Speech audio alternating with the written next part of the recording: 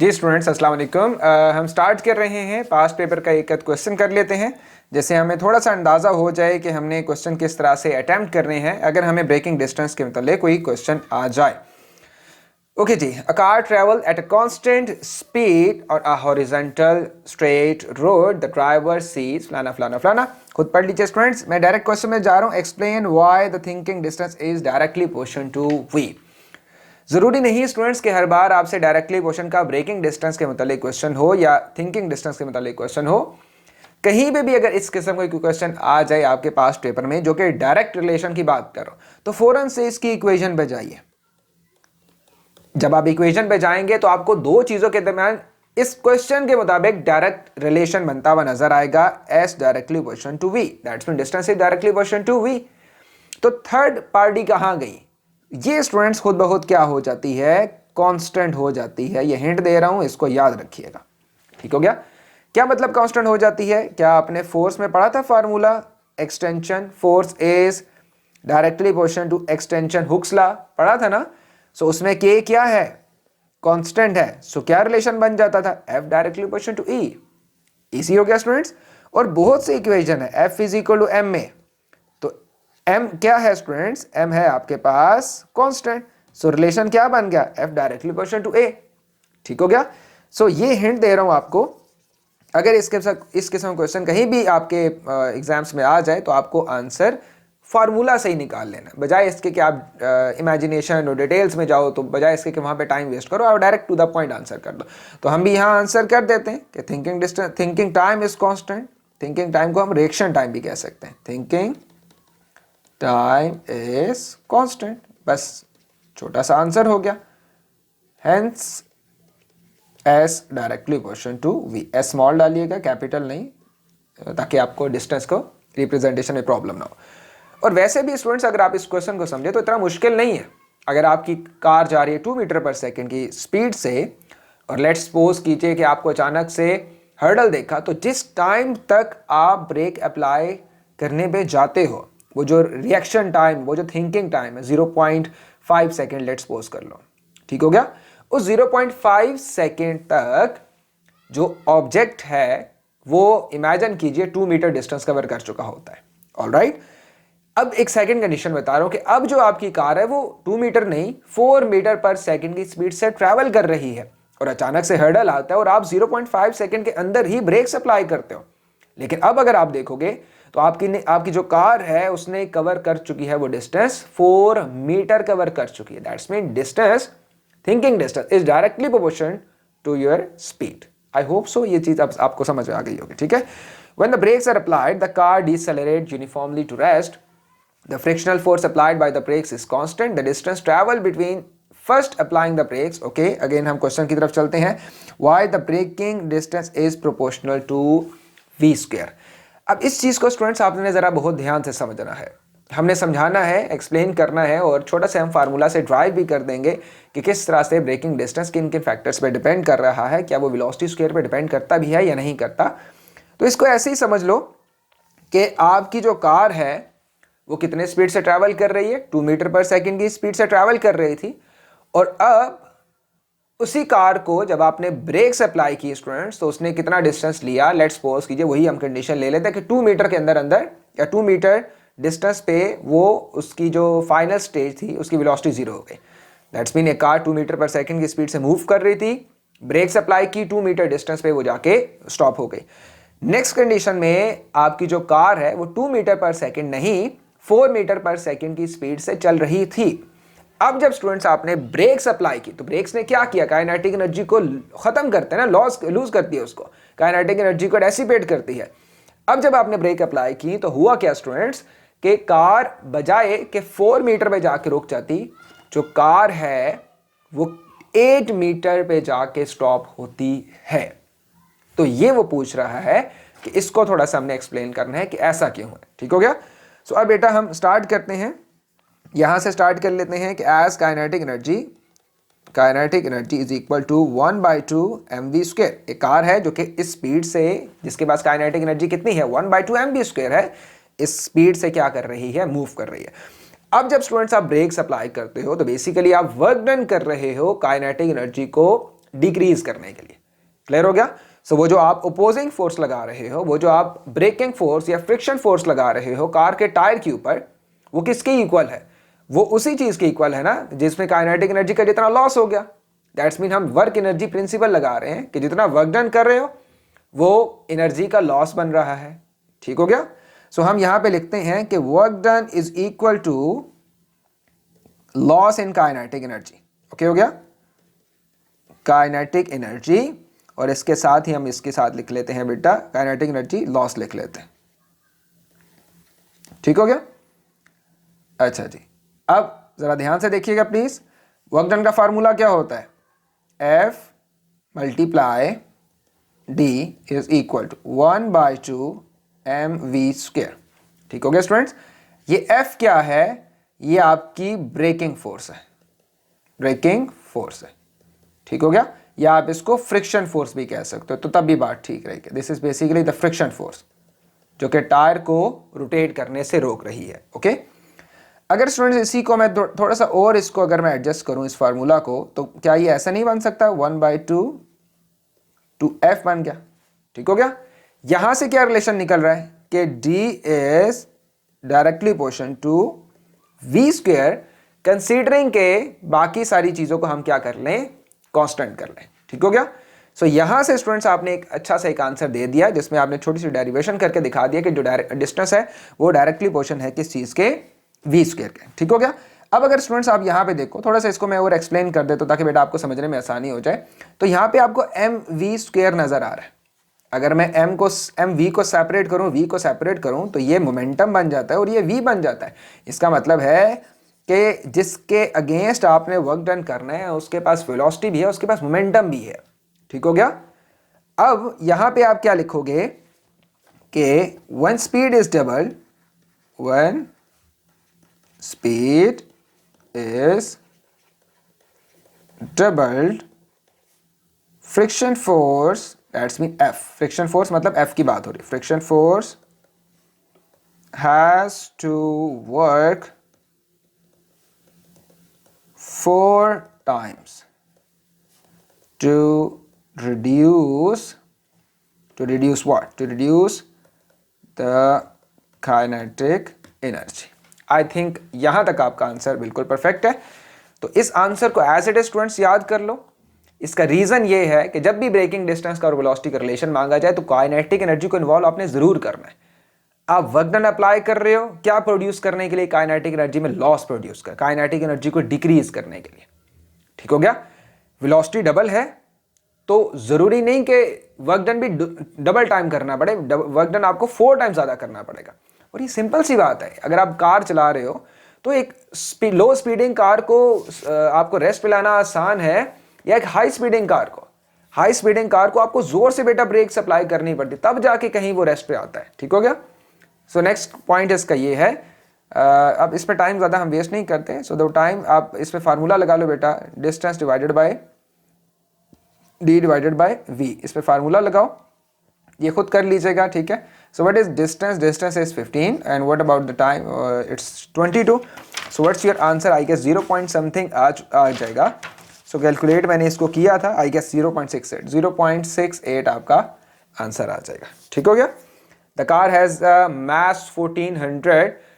Okay, the time इसको भी अच्छी तरह पढ़िएगा और आपको क्या फाइंड आउट करना है?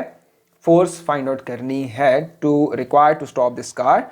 सो बेटा फोर्स का फार्मूला अमूमन आप ज़्यादा आपके पास फोर्स के फार्मूलाज होते नहीं हैं। आईजी में 2-3 ही फार्मूलाज है पहले 3-4 चैप्टर्स में। अगर आप फोर्स की बात करें तो वर्क डन के फार्मूला में आपको एक मिल जाता है, देन आपको एक मोमेंटम के फार्मूला में मिल जाता है, एक सेकंड लॉ में मिल जाता है। सो अगर हम कोई भी यूज़ कर लें तो उससे हो सकता है, लेकिन फिलहाल जो गिवन कंडीशंस हैं उसके मुताबिक हमारी मजबूरी है कि हम इम्पल्स का फार्मूला लगाएंगे। ओके, हम इम्पल्स का फार्मूला लगाएंगे। What is impulse? Impulse is basically what is force? Force is impulse divided by rate of change in impulse. Okay, so आपको फाइंड आउट करना है इम्पल्स, तो आप फोर्स को लिखें और एम वी माइनस यू करके बेटा क्या कर लो? टी कर लो। तो फाइनल वेलोसिटी है बेटा 0।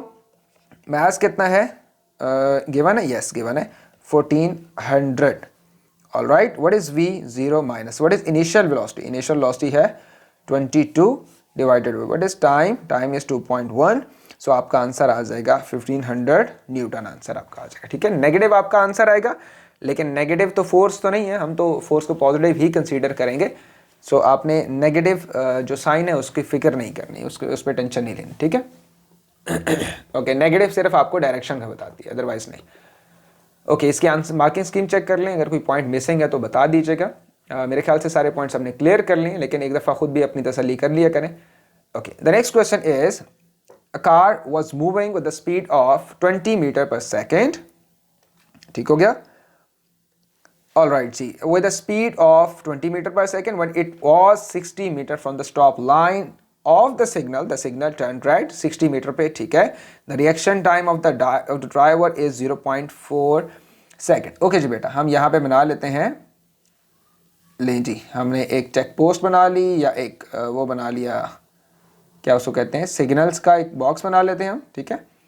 और यहाँ पे हमारे पास जो सबसे टॉप है वो रेड लाइट ऑन हो गई है, ठीक हो गया। नीचे वाली जो स्टूडेंट्स लाइट है वो हम येलो से बना लेते हैं। लें जी, फीलिंग आपको आ जाएगी कि ट्रैफिक सिग्नल ही बना हुआ है, ठीक है। लें जी बेटा, सबसे नीचे वाला आपका ग्रीन बन गया। ऑलराइट, अब इसको एक कंप्लीट कर लेते हैं हम। यहाँ से बेटा ज़रा प्लीज़ फोकस कीजिएगा, यहाँ तक ये जो डिस्टेंस है, ये डिस्टेंस है, इस टाइम की डिस्टेंस कितना है बेटा, 60 मीटर है। ऑलराइट, आपकी जो कार है वो इस टाइम कहाँ पहुंची है, जब सिग्नल क्या हुआ है, रेड हुआ है, ये कार इस जगह पे पहुंची है जहां तक अभी डिस्टेंस कितना है, डिस्टेंस आपका कितना है, 60 मीटर है। राइट, ठीक हो गया। अब जरा स्टूडेंट साथ साथ चलिएगा, इसको जरा आपने साथ साथ समझना है प्लीज, ठीक है। जैसे ही वो देखता है कि आपकी जो वो है, क्या उसको कहते हैं, जो ट्रैफिक सिग्नल है वो क्या हो चुका है, वो बेटा रेड हो गया है, ये अब क्या करता है, फौरन से ब्रेक अप्लाई करता है, ड्राइवर ब्रेक अप्लाई करता है। The signal turn red, the reaction time of the driver is 0.4 second, that's mean कि 0.4 सेकेंड तक ये 20 मीटर पर सेकेंड की वेलोसिटी से ही चलता रहेगा। सो आपके पास वेलोसिटी कितनी है स्टूडेंट्स, वेलोसिटी इस टाइम है 20 मीटर पर सेकेंड इस पॉइंट पे। क्यों, कैसे पता चला, वो बता रहा है, अ कार वॉज मूविंग 0.4 सेकेंड तक। स्टूडेंट इमेजिन कर लेते हैं, ये वो टाइम है जो कि कितना है, यहाँ तक 0.4 सेकेंड था, तो कार यहाँ तक कितनी स्पीड से चलती रहेगी स्टूडेंट्स, ये चलती रहेगी 20 मीटर पर सेकेंड की स्पीड से चलती रहेगी, ठीक है। The driver then brakes apply, 0.4 second के बाद अप्लाई ब्रेक्स करता है, एंड इट टेक 5 सेकेंड, और यहाँ से यहाँ तक या किसी एक पॉइंट तक, वो अभी हमें नहीं पता, मैं इस लाइन को आगे डॉटेड लाइन से रिप्रेजेंट कर लेता हूं ताकि आपको समझ आ जाए। कहता है उससे पहले ये जो कार है ये किस स्टेट पे आ जाती है, रेस्ट स्टेट पे आ जाती है। एक दोबारा समराइज कर देता हूं स्टूडेंट्स, एक कार है जो कि 20 मीटर पर सेकेंड की स्पीड से चल रही है। होता क्या है, जैसे ही वो 60 मीटर दूर होती है एक ट्रैफिक सिग्नल से, तो ट्रैफिक सिग्नल क्या हो जाता है, अचानक रेड हो जाता है। अब जैसे ही देखता है कि रेड सिग्नल हुआ है, वो फौरन से ब्रेक अप्लाई करता है, तो ब्रेक अप्लाई करने तक जो रिएक्शन टाइम है वो बेटा कितना है, 0.4 सेकेंड है। अब जब ब्रेक अप्लाई करता है तो 5 सेकेंड के अंदर अंदर उसकी जो कार है वो किस स्टेट पे आ जाती है, रेस्ट स्टेट पे आ जाती है। आपने क्या फाइंड आउट करना है, at what distance from the stop line the car will stop if the driver applied the brakes fully. कहता है जब अगर जोर से ब्रेक्स अप्लाई करो तो उस ट्रैफिक सिग्नल जो कि 60 मीटर आपसे दूर है उससे पहले किस रेंज तक आपकी जो कार है ये किस स्टेट पे आ जाएगी, रेस्ट स्टेट पे आ जाएगी, आपने बताना है, ठीक हो गया। तो स्टूडेंट्स मैंने आपको बताया था कि कभी अगर आप मोशन में कोई जो कॉन्सेप्ट है अगर आप इस किस्म का देख लो कि जिसमें आपको थोड़ी सी डिफिकल्टी हो रही है, तो उसके लिए आसान हल ये होता है कि मोशन के चैप्टर की बात करूं कि आप उसमें स्पीड टाइम ग्राफ बना लो, ठीक हो गया। सो अगर हम बेटा, या ये हमें कौन सा ग्राफ गिवन है, ये हमें गिवन है, अगर हम स्पीड टाइम ग्राफ यहां पे बना लें, ठीक है, तो ये बेटा जरा चेक कीजिएगा, बड़ा आसान हो जाएगा स्पीड टाइम ग्राफ से, ठीक है। This is basically the speed time graph. Okay, क्या हो रहा है जी, कार मूव कर रही है कितनी स्पीड से, 20 मीटर पर सेकंड की स्पीड से, तो 20 हम इमेजिन कर लेते हैं यहां कहीं पे भी 20 है। ऑलराइट, ओके, अब होता क्या है, व्हेन इट वाज 60 मीटर और रिएक्शन टाइम कितना है, कहता है 0.4 सेकेंड रिएक्शन टाइम है। इस टाइम पे स्पीड सेम रहती है, तो हम इमेजिन कर लेते हैं कि यहाँ तक हमें क्या मिल जाता है स्टूडेंट्स, यहाँ तक हमें मिल जाता है 0.4 सेकेंड। एज्यूम वैल्यू ले रहा हूँ, ठीक हो गया बेटा। अब ज़ाहिर बात है इतना ज़्यादा तो लाइन मुझे एक्सटेंड नहीं करनी चाहिए, ठीक है, 0.4 के लिए। Okay, the driver then brake supply, फिर ड्राइवर ब्रेक सप्लाई करता है और बेटा 20 से डायरेक्ट किधर आ जाता है, वो आ जाता है 0 पे आ जाता है, ठीक हो गया।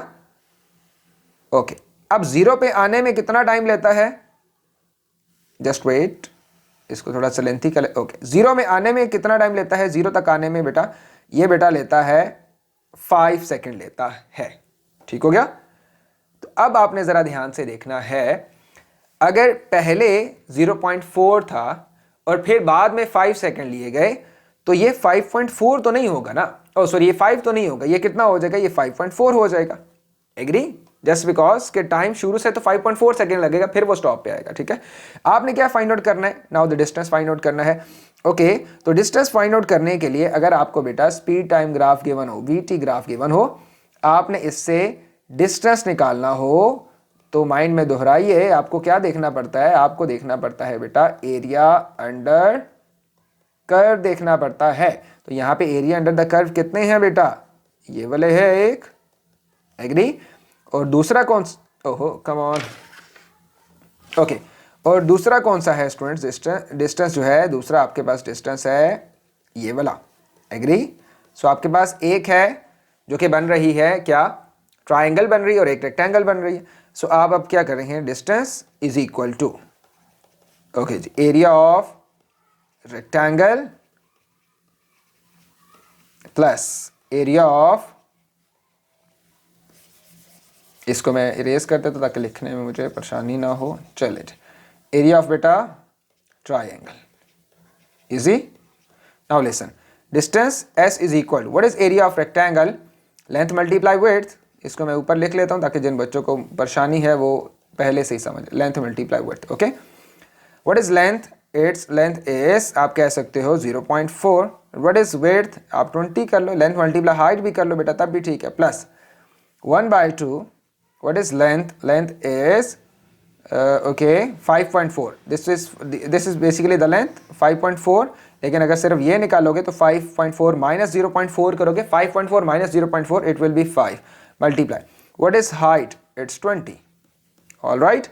so बेटा इसको अगर सॉल्व करोगे तो यहाँ से आपका आंसर आ जाएगा 8 प्लस 1/2, ये अगर 100 आएगा आंसर तो इसको 2 से डिवाइड करेंगे, सो डिस्टेंस आपके पास आ जाएगा 58 मीटर डिस्टेंस आ जाए। इसका मतलब है कार मूव करेगी 60 मीटर से पहले पहले 58 मीटर पे जाके ये कार स्टॉप कर जाएगी, ऑल राइट।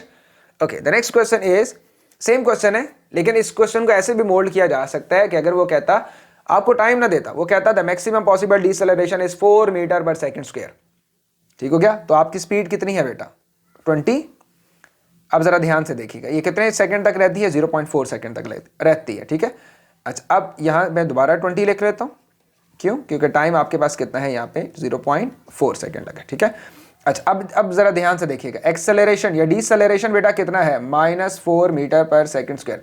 क्या मतलब निकला, for every second there will be a decrease in velocity of 4 metre पर सेकेंड। क्या मतलब निकला बेटा, एक्सेलरेशन का मतलब यह है कि एक सेकेंड गुजरेगा, वेलोसिटी कितनी हो जाएगी 16, नेक्स्ट सेकंड गुजरेगा वेलोसिटी कितनी हो जाएगी 12, फिर नेक्स्ट सेकंड गुजरेगा वेलोसिटी कितनी 8, फिर नेक्स्ट सेकंड गुजरा वेलोसिटी कितनी 4, फिर नेक्स्ट सेकंड गुजरा वेलोसिटी कितनी 0।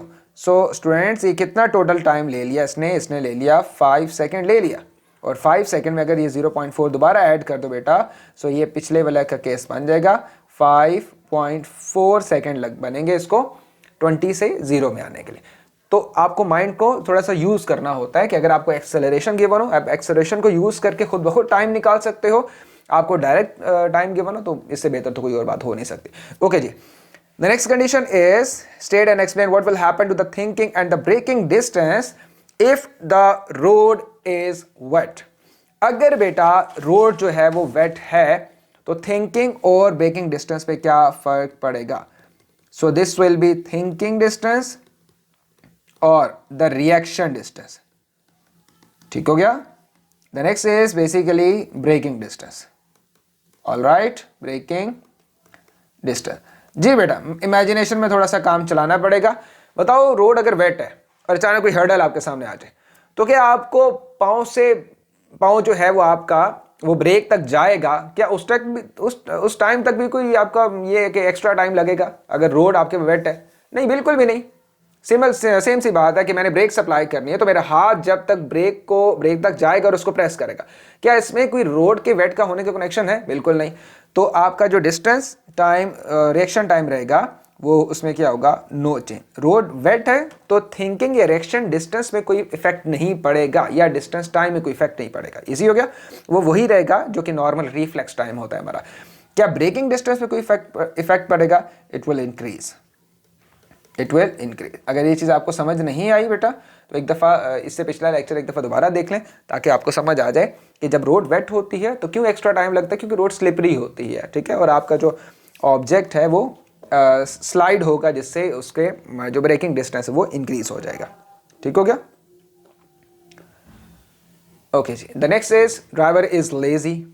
तो अगर ड्राइवर लेजी है तो number 1 is thinking distance and the number 2 is braking distance. This is braking distance. So thinking distance पे क्या इफेक्ट पड़ेगा? अगर ड्राइवर लेजी है it will increase. क्यों? आंखें मलता बिल्कुल बॉडी उसकी लेजी होगी, फिर ब्रेक अप्लाई करेगा तो हो सकता है 0.5 की जगह उसका 1 सेकेंड लग जाए और इतनी देर में डिस्टेंस ज़्यादा कवर हो जाए। ठीक है, लेजीनेस इसी को तो कहते हैं ब्रेकिंग डिस्टेंस। लेकिन जब वो ब्रेक अप्लाई करेगा तो क्या ड्राइवर लेजी है इसका ये मतलब नहीं उसकी बॉडी में एनर्जी नहीं है, वो काम चोर है, एनर्जी है उसके बाद। ओके, तो जैसे ही उसके बाद वो ब्रेक अप्लाई करेगा, जैसे देखेगा कि अब तो एंडिंग टाइम सामने आ गया तो उसको जोर से ब्रेक अप्लाई करेगा तो आपका जो ब्रेकिंग डिस्टेंस है ये सेम रहेगा। ठीक है, सॉरी, इजी हो गया? ठीक हो गया? अच्छा जी, नेक्स्ट है आपके पास the car is at high speed. सोचे नहीं और thinking distance, the next one is braking distance। जी बेटा, सोचें और बताएं। थिंकिंग डिस्टेंस, कार बहुत ज्यादा हाई स्पीड से है तो क्या होगा? मैं आसान कर देता हूं, velocity is directly proportional to d and velocity square is directly proportional to d. अब ठीक हो गया? तो अगर इसको इंक्रीज कर रहे हो तो ये भी क्या हो जाएगा? ऑटोमेटिकली इंक्रीज, और अगर इसको इंक्रीज कर रहे हो तो ये भी इंक्रीज हो जाएगा। So it will increase and it will increase तो दोनों क्या हो जाएंगे बेटा? इंक्रीज होंगे। तो बेटा ये ले जी, हमने कर लिया ये टॉपिक जो कि पहले हमने इसको ट्राई नहीं किया था, लेकिन टॉपिक बहुत इजी है, इसमें कोई मुश्किल बात नहीं है। बस आपने बेटा फोकस ये करना है, इसकी डेफिनेशन नहीं याद करनी यार आपने। बस बेटा आपने करना क्या है, आपको इफेक्ट्स पता होने चाहिए कि किन किन फैक्टर से thinking and breaking distance increase होता है, वो फैक्टर आप याद कीजिएगा। इसके अलावा जो पास्ट पेपर में रिलेशन आया हुआ है D is directly equal to V and D is directly equal to V square, इन दोनों पे आपको थोड़ा सा नॉलेज होना चाहिए। और इसके अलावा पास्ट पेपर के ये क्वेश्चन मैंने करवाया और इससे पिछला क्वेश्चन करवाया है। बस आपको ये अगर कर लोगे तो इंशाल्लाह अगर इसमें से कोई क्वेश्चन आया तो आप आसानी से कर लोगे। ये जो अभी क्वेश्चन करवाया है खासतौर पर इसका जो फर्स्ट पार्ट जिसमें मैंने डिस्टेंस निकाला है उसको ज़रा उसका कॉन्सेप्ट ज़रा अच्छे तगड़ा सा बना लीजिएगा। ठीक है, फिर इंशाल्लाह ये क्वेश्चन आपको डिस्टर्ब नहीं करेगा। So thank you so much. Next इंशाल्लाह हम थर्मल फिजिक्स स्टार्ट करते हैं। सो टेक केयर, अल्लाह हाफ़िज़।